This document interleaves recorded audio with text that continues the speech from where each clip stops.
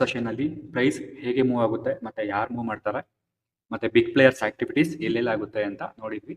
But ಈ session ಅಲ್ಲಿ ನಾವು ಯೂಸ್ಫುಲ್ ಆದಂತಹ 3 ಸ್ಟ್ರಾಟಜಿಗಳನ್ನ ನಾವಿಲ್ಲಿ ನೋಡೋಣ.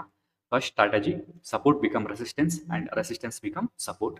ಸೊ ನಾವಿಲ್ಲಿ ಈ ಚಾರ್ಟ್ ಅಲ್ಲಿ ನೋಡಬಹುದಾದಂತಹ ಮೇನ್ ಇಂಪಾರ್ಟೆಂಟ್ ಥಿಂಗ್ಸ್ ಏನು ಅಂತ ಹೇಳಿದ್ರೆ, ಮಾರ್ಕೆಟ್ ಸರ್ಟನ್ ಟೈಮ್ ಆದ್ಮೇಲೆ ಸೊ ಸೇಮ್ ಪ್ಲೇಸ್ ಹತ್ರ ರಿಜೆಕ್ಷನ್ಸ್ ಅಥವಾ ರಿವರ್ಸ್ ಆಗ್ತಾ ಇರುತ್ತೆ.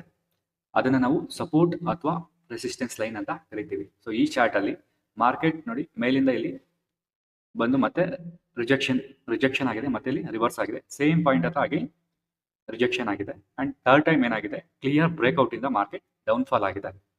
And again same horizontal line ಹತ್ರ ಮಾರ್ಕೆಟ್ ರಿಜೆಕ್ಟ್ ಆಗಿ ಡೌನ್ಗೆ ಫಾಲ್ ಆಗಿದೆ. ಸೊ ಈ ಸ್ಟ್ರಾಟಜಿ ಏನು ಅಂತ ಹೇಳಿದ್ರೆ, ಸಪೋರ್ಟ್ ಏನಿರುತ್ತೆ ಅದು ಒನ್ಸ್ ಬ್ರೇಕ್ಔಟ್ ಆದ್ಮೇಲೆ ಅದು ರೆಸಿಸ್ಟೆನ್ಸ್ ಆಗುತ್ತೆ. ಸೊ ಇದು ತುಂಬಾನೇ ಯೂಸ್ಫುಲ್ ಆದಂತಹ ಸ್ಟ್ರಾಟಜಿ, ಇದು ತುಂಬಾನೇ ವರ್ಕ್ ಆಗುತ್ತೆ ಈ ಸ್ಟ್ರಾಟಜಿ. ಸೊ ನೋಡಿ ಅಗೇನ್ ಮಾರ್ಕೆಟ್ ಡೌನ್ ಫಾಲ್ ಆಗುತ್ತೆ, ಮತ್ತೆ ಮೇಲೆ ಹೋಗುತ್ತೆ, ಡೌನ್ ಫಾಲ್ ಆಗುತ್ತೆ, ಮೇಲೆ ಹೋಗುತ್ತೆ, ನಾವು ಸಪೋರ್ಟ್ ಲೈನ್ ನ ಡ್ರಾ ಮಾಡ್ಕೊಬೇಕಾಗುತ್ತೆ ಅಲ್ಲಿ.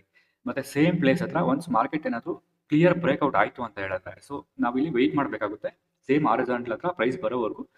ನಾವಿಲ್ಲಿ ನೆಕ್ಸ್ಟ್ ಟೈಮ್ ನಾವಿಲ್ಲಿ ಏನ್ ಮಾಡಬಹುದು ಅಂದ್ರೆ ಶಾರ್ಟ್ ಮಾಡಬೇಕಾಗುತ್ತೆ. ಸೊ ಕ್ಲಿಯರ್ಲಿ ನಾವು ಪ್ರಾಫಿಟ್ ನ ಬುಕ್ ಮಾಡ್ಕೊಬೋದಾಗಿರುತ್ತೆ. ನೋಡಿ ಸೇಮ್ ವೇ ಈ ಚಾರ್ಟ್ ಅಲ್ಲಿ ಮಾರ್ಕೆಟ್ 1 2 3 4 ಟೈಮ್ ಸೇಮ್ ಪ್ಲೇಸ್ ಹತ್ರ ರಿಜೆಕ್ಷನ್ ಅಥವಾ ರಿವರ್ಸ್ ಆಗ್ತಾ ಇರುತ್ತೆ. ಅಂಡ್ ಫಿಫ್ತ್ ಟೈಮ್ ಏನಾಗುತ್ತೆ ಅಂದ್ರೆ ಕ್ಲಿಯರ್ ಬ್ರೇಕ್ಔಟ್, ಈ ಕ್ಯಾಂಡಲ್ ಏನ್ ಕಾಣಿಸ್ತದೆ ಇದು ಕ್ಲಿಯರ್ ಬ್ರೇಕ್ಔಟ್ ಮಾಡಿ ಮೇಲೆ ಹೋಗುತ್ತೆ. ಅಗೇನ್ ನಾವು ಇಲ್ಲಿ ವೆಯ್ಟ್ ಮಾಡಬೇಕಾಗುತ್ತೆ. ಇಲ್ಲಿ ಬ್ರೇಕ್ಔಟ್ ಆಯ್ತು ಅಂತ ನಾವಿಲ್ಲಿ ಪೊಸಿಷನ್ ನ ಪ್ಲೇಸ್ ಮಾಡಬಾರ್ದು. ಏಕೆ ಅಂತ ಹೇಳಿದ್ರೆ ಅಗೇನ್ ಇದು ಫಾಲ್ಸ್ ಬ್ರೇಕ್ಔಟ್ ಆಗೋ ಚಾನ್ಸಸ್ ಕೂಡ ಇರುತ್ತೆ. ಅದರಿಂದ ಒನ್ಸ್ ಬ್ರೇಕ್ಔಟ್ ಆದ್ಮೇಲೆ ಸೇಮ್ ಪ್ಲೇಸ್ ಹತ್ರ ನಾವು ಬೈಯಿಂಗ್ ಆಪರ್ಚುನಿಟೀಸ್ಗೋಸ್ಕರ ವೆಯ್ಟ್ ಮಾಡಬೇಕಾಗುತ್ತೆ.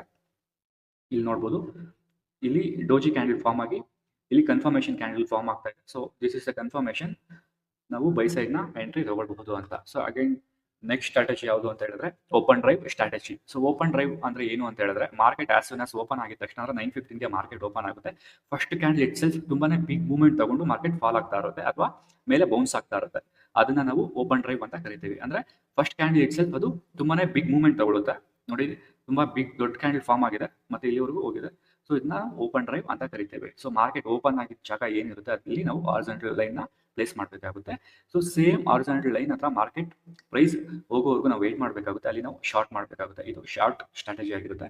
ಸೊ ಅಗೇನ್ ಬೈ ಹೇಗೆ ಮಾಡ್ಬೋದು ಅಂದ್ರೆ ಸೇಮ್ ವೇ ಮಾರ್ಕೆಟ್ ಇಲ್ಲಿ ಓಪನ್ ಆಗುತ್ತೆ, ತುಂಬಾ ಬಿಗ್ ಮೂವ್ಮೆಂಟ್ ತಗೊಂಡು ಮೇಲೆ ಹೋಗ್ತಾ ಇರುತ್ತೆ. ಸೊ ನಾವು ಇಲ್ಲಿ ವೆಯ್ಟ್ ಮಾಡಬೇಕಾಗುತ್ತೆ. So same place open drive ಪ್ಲೇಸ್ಗೆ ಮಾರ್ಕೆಟ್ ಬರೋವರೆಗೂ ನಾವು ವೆಯ್ಟ್ ಮಾಡಬೇಕಾಗುತ್ತೆ. ನೋಡಿ ಇಲ್ಲಿ ಕ್ಲಿಯರ್ ರಿಜೆಕ್ಷನ್ಸ್ ಕೊಡ್ತಾ ಇರುತ್ತೆ. ಸೊ ಇಲ್ಲಿ ಬೈಯಿಂಗ್ ಆಪರ್ಚುನಿಟಿ ಇಲ್ಲಿ ನಮ್ಗೆ ಸಿಗುತ್ತೆ. ಸೊ ಇಲ್ಲಿ ಬೈ ಮಾಡೋದ್ರಿಂದ ನಾವು ಈಸಿಯಾಗಿ ಪ್ರಾಫಿಟ್ ನ ಬುಕ್ ಮಾಡ್ಕೊಬೋದಾಗಿರುತ್ತೆ. ಸೊ ಸೆಕೆಂಡ್ ಸ್ಟ್ರಾಟಜಿ ಅರ್ಥ ಆಯ್ತು ಅಂತ ತಿಳ್ಕೊಳ್ತೀನಿ. ಅಂಡ್ ಥರ್ಡ್ ಸ್ಟ್ರಾಟಜಿ ನೋಡೋದಾದ್ರೆ AB = CD.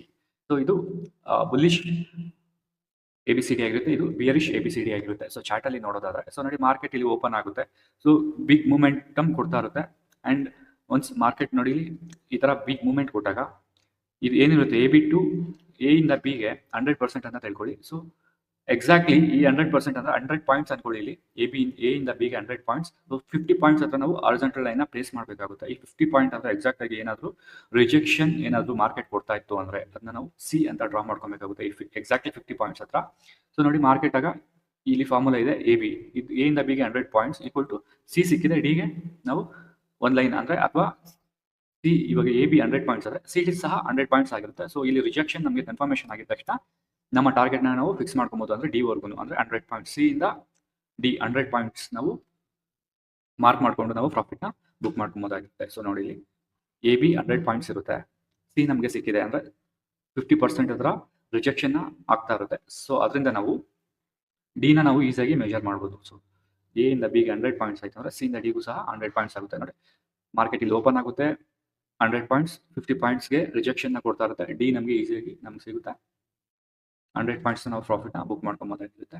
So that's about this guys. I hope this video ನಿಮಗೆ ಅರ್ಥ ಆಗಿರುತ್ತೆ ಅನ್ಕೊಳ್ತೀನಿ. ಏನಾದರೂ ಡೌಟ್ಸ್ ಇದ್ರೆ ಕಮೆಂಟ್ ಸೆಕ್ಷನ್ ಅಲ್ಲಿ ಕಮೆಂಟ್ ಮಾಡಿ. Thank you very much guys.